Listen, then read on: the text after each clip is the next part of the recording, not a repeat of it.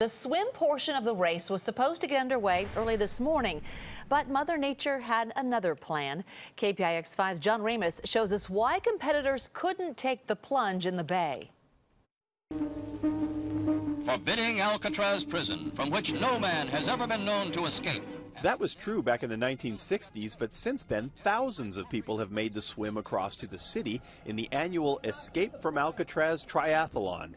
That is, until this morning, when, for the first time, the swim portion of the event was canceled. At 4:30 this morning, when we checked with SF Marine Safety, we were a go.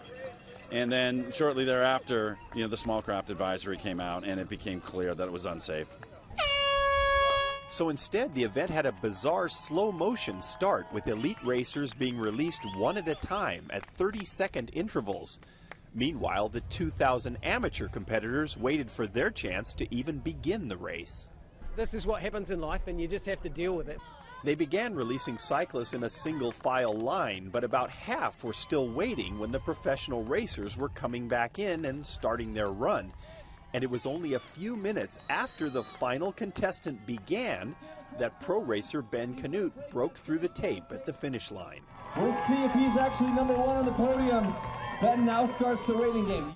Because of the staggered start, Canute had no idea if he was really in first place. And as the seconds ticked off and others crossed the finish line, they were left doing the math to figure out who won. Waiting before the race is hard, so waiting after for the results is even harder. Eventually, Canute was named the winner. But for everyone who finished this two-thirds of a triathlon, there is still some unfinished business.